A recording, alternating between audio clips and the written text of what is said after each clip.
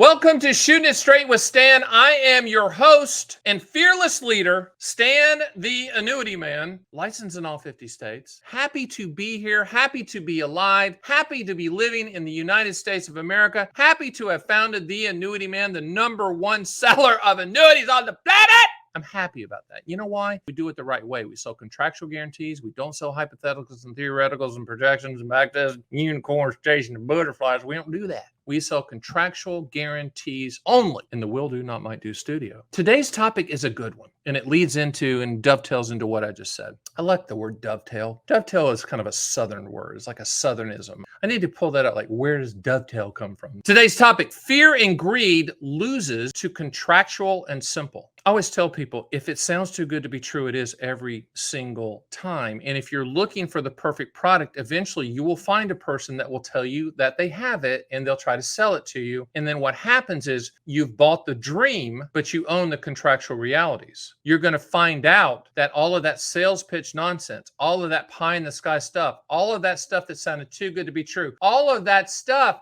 that made you feel like you were smarter than your neighbor. You found something that they don't know about, that most people don't know about, and you're so smart that you found the product. Doesn't exist. It doesn't exist. And when you're in the sales business, I've been doing this my whole life. And I know you're saying, Stan, wait a minute, you're really young looking. For the people on the podcast, I'm kidding. Okay. People watching me on the YouTube channel like, look, young, you look pretty beat up and look pretty weathered, like a piece of old leather, like a saddle in Wyoming. I understand there's a lot of miles that have been put on this body, but they're good miles. It's like driving one of those trucks and it has like 600,000 miles. I'm the truck with 600,000 miles on it. Still starts, still dependable, still can haul things around, right? You can tell I'm from the South. But in the sales world, it's easy to sell fear and it's easy to sell greed because everybody has that knee-jerk reaction and want to have more or to not lose any, right? And that's the fear and greed pitch. Michael Douglas in the movie Wall Street, if you haven't seen it, and he stands up there and he goes, greed, for lack of a better word, is good. Okay, I understand it was a movie, but a lot of people grasp onto that. And a lot of people don't know that they don't need to keep chasing the ball when the game's over. The clock's run out. Cheerleaders have left the gym. Band's putting up the drums and the tubas, and you're still out there dribbling around and playing. I don't know why. Is it greed? I don't know. Now, in the current environment we're in at the time of this taping, check the date, we're going through some volatility in the markets. Understatement.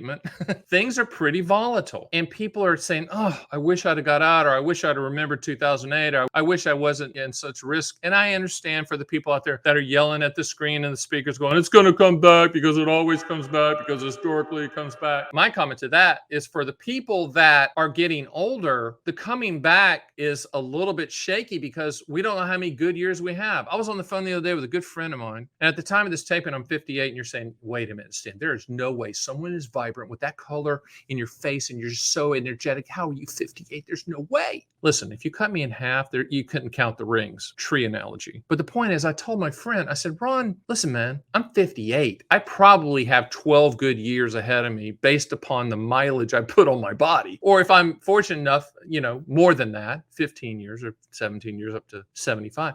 But I don't have time to recover from all of the gyrations, and maybe you don't either. Does that mean you take all your money out of the market? No, you do what you want to do with your risk tolerance. But don't be scared into a product from a fear standpoint, and don't go into a product because of greed. And who knows where Bitcoin's going to end up? Probably end up at $1 million. It's going to end up between a zero priced or $1 million. So I'm going to hedge my bet there. But there's a lot of people that's gotten hurt with that because they got into the greed. They saw the celebrities on TV talking about cryptocurrency and they didn't want to miss the boat. Let the boat go. Miss the boat. This is a good example of that. Same thing, I was around in the days of the dot-com era where there were companies coming public that had no business model, they had no money, they had no revenue, they barely had a sign on the door, and their stock was doubling in 5 hours. And you're like, well, that doesn't make sense. Well, this doesn't make sense either. So it's some good lessons. And it's always good to be learning. I can tell you this, the older I get, I admit to the less that I know, even though I know a ton. But I never am going to comment on something I don't know about. So I don't really understand crypto, so I've kind of missed that boat. I missed the boat, and I'm probably going to miss it again because I still don't understand understand it. It is what it is. But when you get to the greed side, that's when in a fear and greed moment, which is kind of where we're at now at the time of this taping, where people are scared. They don't know what to do. Markets are rebounding up and down and all over the place. And,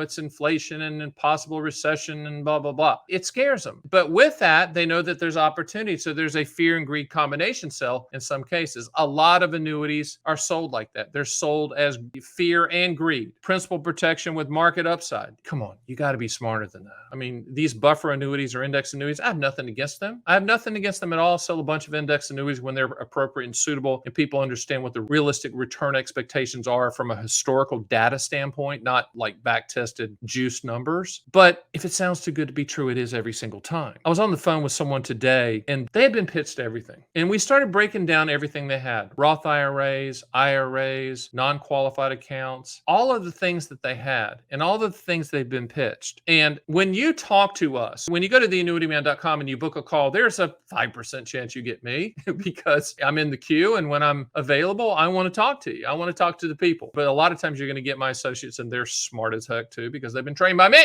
and they understand. But, we're going to give you simplistic solutions. We're not going to give you anything that's complicated. I always say, if you can't explain it to a 9-year-old, you shouldn't buy it. No offense to 9-year-olds. I think Warren Buffett kind of goes by that. If he doesn't understand it, he does not buy it. And look at his portfolio. Coke, candy, basic stuff. I mean, yes, he's gone off the rails a little bit and done some funding and some financial stuff. But that happens. So we're going to be simple with what we recommend, period. But the person kept saying, it's too good to be that simple. Or can simple really be that good? And the answer is yes. When you're buying things for the contractual guarantees, which is what we do, which by the way, I'm confused why all annuities aren't sold like this because you're buying a contract. So wouldn't we base our decision on the contractual guarantees of the contract, also called a policy? Why wouldn't we buy it on the contractual guarantees? Because guess what? That's what it's going to do. You don't buy it on what it might do. You buy it on what it will do. So if you're looking at annuities, the fear and the greed really shouldn't play into it. And you're saying, well, wait a minute. I've given up on the market, so I'm kind of scared of the market. And I'm going to go into a fixed rate annuity or a lifetime income stream. Doesn't that play into the fear part? Maybe, but to me, it plays into the lifestyle part. What I want you to focus on is not the fear and the greed, what you're missing out on, or what's happened to your portfolio. I want you to look at chapter 2 of your life and say, what am I doing? What are me and the spouse doing? What is our goal? What is our plan? What do we really want to do? How do we want to live the last chapter of our life, 5, 10, 15, 20 years, whatever that is? How do we want to maximize that? Does that involve watching the markets? Does that involve being in the markets? Does that involve volatility? Does that involve risk? I don't know. It's customizable to you. What I'm saying is don't be pushed or swayed into a decision by fear or greed. There's never an urgency to buy an annuity of any type, period. The urgency is for you to fully understand the contractual guarantees of the policy and the good and the bad, the limitations and the benefits of what's being presented to you. Don't buy the potential upside of anything. Buy the contractual guarantees of that product. If you do that, you're going to be fine. If you set an appointment and you talk to one of us, we're never going to say, well, you ready to go? You ready to do it? You ready?